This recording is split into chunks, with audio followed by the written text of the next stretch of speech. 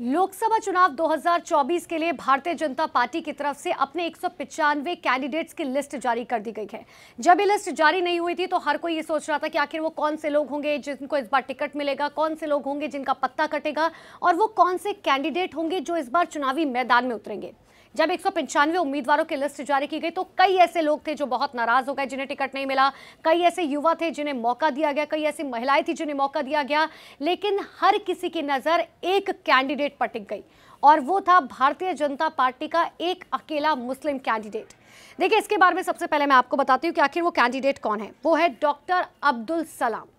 दरअसल डॉक्टर अब्दुल सलाम को भारतीय जनता पार्टी ने केरल के मलप्पुरम से टिकट मिला है और इनके बारे में थोड़ा जान लेते हैं कि आखिर डॉक्टर अब्दुल सलाम कौन है, क्यों भारतीय जनता पार्टी ने इनके ऊपर भरोसा किया है और आखिर क्या वजह है कि 195 की लिस्ट में सिर्फ एक ही ये मुस्लिम कैंडिडेट हैं जो केरल के मलप्पुरम से चुनाव लड़ रहे हैं। देखिए, 2021 की सबसे पहले हम बात करें क्योंकि इनका राजनीतिक सफर की शुरुआत कहां से हुई, तो केरल के ही विधानसभा चुनाव में अब्दुल सलाम मलप्पुरम जिले की तिरूर विधानसभा सीट से चुनाव लड़े थे। हालांकि तब उन्हें सिर्फ बहुत ज्यादा वोट नहीं मिले थे, मात्र 9000 वोट मिले थे। आंकड़े बता रहे हैं आपको, आंकड़े क्या कुछ है, और 9000 वोट के साथ वो तीसरे नंबर पर रहे थे।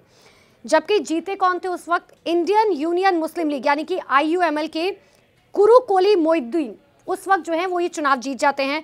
नंबर 2 पर बात करें तो लेफ्ट डेमोक्रेटिक फ्रंट के गफूर लिलिस रहे थे। ये मैं आपको आंकड़े बता रही हूँ कि आखिर देखिए उस वक्त जो है किस तरीके के आंकड़े थे। लेकिन 2021 के विधानसभा चुनाव में हार के बावजूद पार्टी ने एक बार फिर से अब्दुल सलाम पर भरोसा जता दिया है। देखिए, 65 साल के अब्दुल सलाम जो है 2011 से 2015 तक कालीकट यूनिवर्सिटी के वाइस चांसलर रह चुके हैं। ये मैं आपको जो जानकारी दरअसल हमें मिली है ये माई नेता के नाम से जो वेबसाइट है उसके मुताबिक आपको जानकारी दे रखे हैं। इतना ही नहीं, PhD कर चुके हैं, वो अपने आप को खुद टीचर बताते हैं। myneta.info के मुताबिक उनकी जानकारी यह है कि 2021 में जो हलफनामा उनकी तरफ से दाखिल किया गया था उसके हिसाब से उनकी संपत्ति 6 करोड़ से ज़्यादा की है।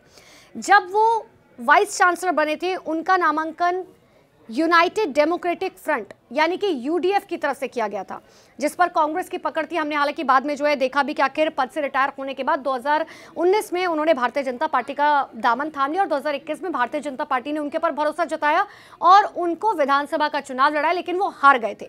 अब इन सबके बीच में क्या होता है, 2019 में IUML के MP कुन्हाली कुट्टी जो है इनके नाम में, क्योंकि जाहिर सी बात है कि इनका कद वहां पर ज़्यादा बड़ा था और ये एक बार फिर से चुनाव वहां पर जीत जाते हैं।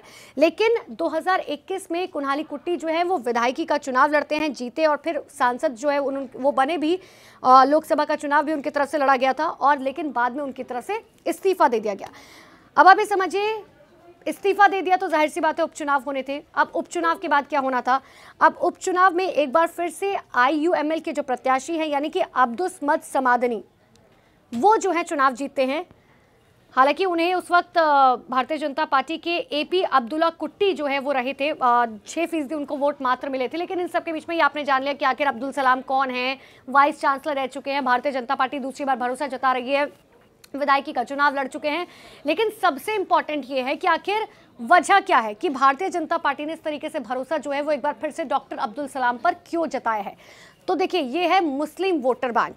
अगर सिर्फ इस इलाके की बात करें, 68.3 मुस्लिम वोट है इस इलाके का। मलप्पुरम सीट जो है वहां पे 68.3 वोट बैंक है, जिसकी वजह से भारतीय जनता पार्टी की तरफ से एक बार फिर से जो है डॉक्टर अब्दुल सलाम पर विश्वास जताया गया है। हालांकि इस बार क्या कुछ होता है, क्या एक बार फिर से जनता उनके ऊपर भरोसा जताती है या नहीं जताती है, इसके लिए थोड़ा इंतजार करना होगा। लेकिन डॉक्टर अब्दुल सलाम एकमात्र वो नेता हैं 195 की लिस्ट में जो मुस्लिम कैंडिडेट हैं जिनके ऊपर भारतीय जनता पार्टी ने भरोसा जताया है।